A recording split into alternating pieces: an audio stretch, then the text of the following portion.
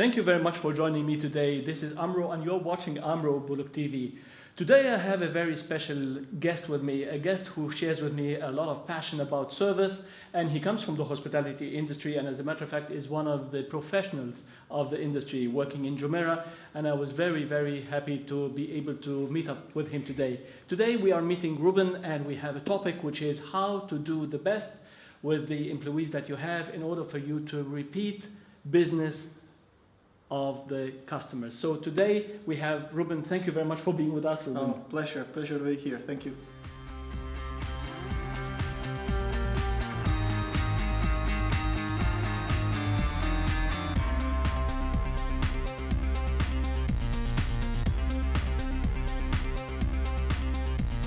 Ruben, would you please introduce yourself to us? Yeah, of course. I'm Ruben Gabino. I'm Argentinian. I started with hospitality a long time ago. I was studying in telecommunication engineering, and at some point in my life, I decided to stay where I studied and work in a restaurant. And I loved it so much that I dropped telecommunication and started working and studying hospitality. I was in Argentina, opened a couple of restaurants within the country. Then I moved to Bolivia to open another restaurant.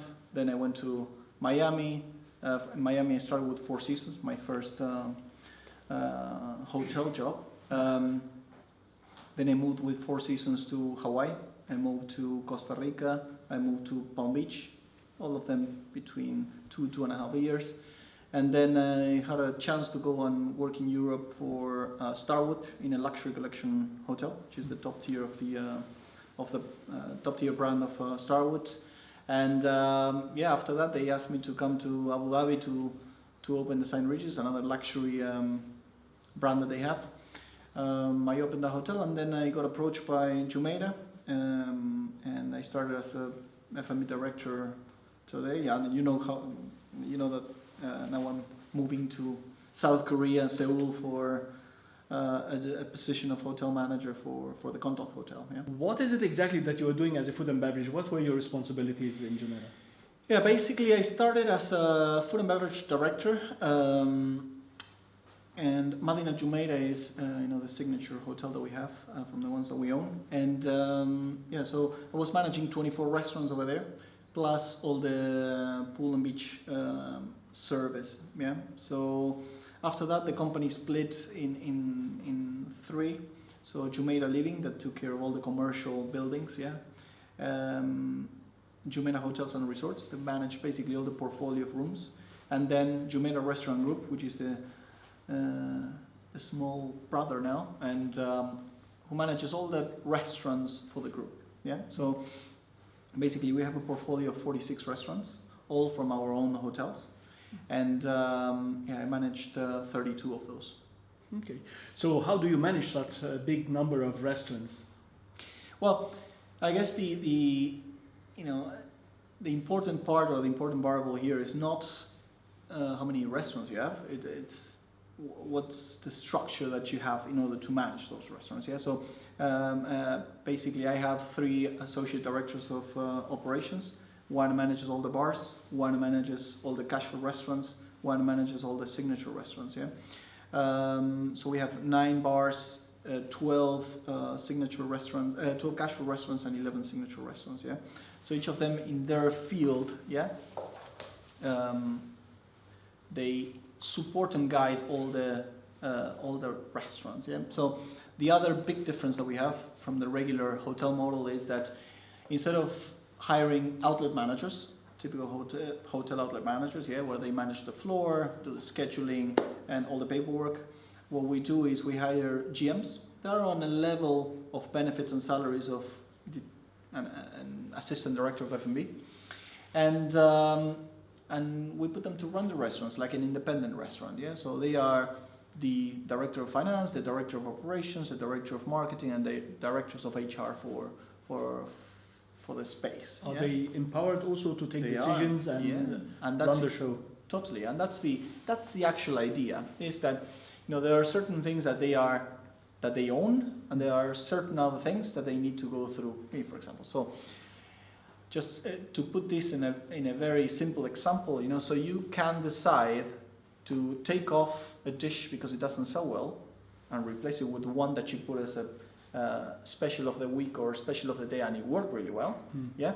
What you're not able to do is to say, okay, so I want to paint the walls yellow tomorrow, or I want to do this piece of collateral that looks like this. Yeah.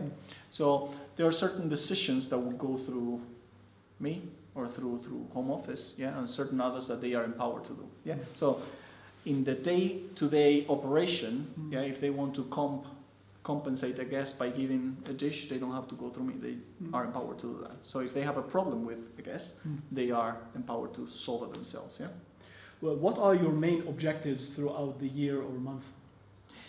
Basically, we measure all the GMs in 4 variables, and we do that because 32 restaurants are many restaurants and many problems at the same time, and many people going into these restaurants. Yeah. So what we do is we found 4 things that for us are critical. Yeah. So the first one is JD Power, and JD Power is a tool for us that is managed by an outsourced company, and basically what it does is it manages or it shows us the perception of the guest. So every time you go to the hotel or you go as a restaurant and we pick your email address, we'll send you a survey. This company sends you a survey, yeah, and they ask you questions about the atmosphere, the friendliness of the staff, the quality of the food and drinks, and the timeliness of service. Yeah. After that, you get a score that is monthly, yeah, and that is the first variable. So how the perception of the guest is towards your venue. Yeah. The second variable is TripAdvisor. Yeah. TripAdvisor is not because we feel it's a reflection of what happens in your restaurant, but it's a reflection of the exposure you give to your restaurant. Yeah. So it's important to us also because it's a financial tool. If you actually rank between the top 40, yeah, if you're in the top 40 to 20, you get a 20% more business than any other regular restaurant, yeah. And if you're in the top 20, which is pretty hard in Dubai, you get around 35 to 40% more business, yeah. Just to give you an idea, there's 5,720 restaurants more or less in the whole Dubai that are measured through TripAdvisor. Yeah, so getting to the top 20 is a pretty harsh one. Yeah, so what we do is we measure TripAdvisor just because we think it's a way where the GM can show how much he works for the exposure of the restaurants towards the community. Yeah. The third variable is Lobster Inc. And Lobster Inc. is a tool, it's an outsourced company that basically what they do is they make lots of really, really great training tools online, yeah. And basically after you do the course, you need to do an exam, yeah. And we measure passing rate and score for Lobster Inc., yeah. When we average that towards your full staffing of that particular restaurant, you obtain a number. Yeah. So that's how we measure how much importance you give to training in your outlet. Yeah. And the fourth one, and not because it's fourth is least important, is we have a tool that is called IFH, and basically what they do is it's a mystery shopper. Yeah. So what do we measure over there? We measure the promise that we give to ourselves. Yeah. So when we say we're going to greet the guests and smile within 20 seconds of arriving at the restaurant, yeah. So when we make that promise, we make sure that we measure it to see if we are making it happen. Yeah. So IFH has all our standards, all what we say we are going to do, and they basically measure that once a month or once every 2 months, yeah, depending on the volume of the restaurant. So just to recap, yeah, so with one we measure what the perception of the guest is, the other one we measure what the exposure that GM gives to the particular venue. Lobster Inc. Measures how much we train or how much effort we put in the training of the people, yeah, and the other one measures how do we actually do compared to the promises that we make, if it makes sense, yeah. By the end of the day, Yeah. you're doing all of this Why?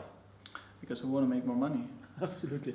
Now, the interesting question here is, how do you actually do the money? Is it through the direct guest that comes for the first time, or as we discussed it before, repeating the business? No. So for us, whether the people are from the residence of Dubai or the hotel, it's on an 80% is repeat guests. Madin and Jumeirah, Jumeirah Emirates Towers and Jumeirah Beach Hotel and Burj Al Arab for that matter, they all live from not new business, but all people that were coming to Dubai for a long time. Yeah. So even in the different seasons, we have the same guests. Yeah. So the guests that come in summer, for example, are different people that come in winter or in the beginning of the year. Yeah. But they are the same that come every summer. Yeah.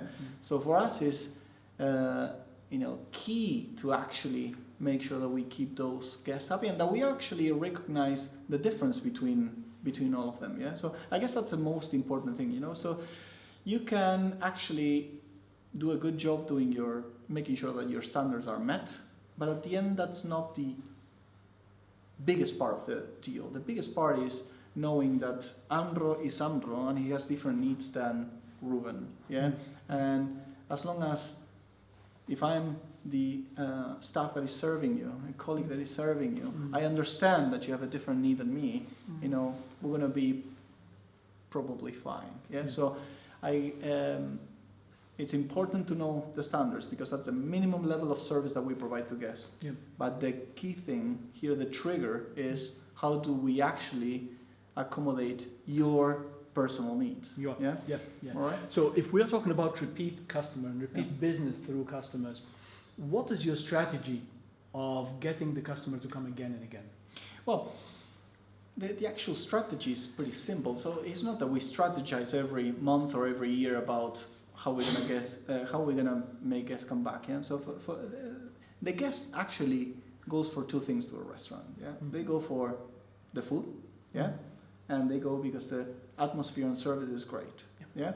So if the higher you have on those, the higher chance you have of repeat guests. Yeah. So if to that variable, to that equation, you put great pricing meaning not low or high, value for the money, value for the experience that you get.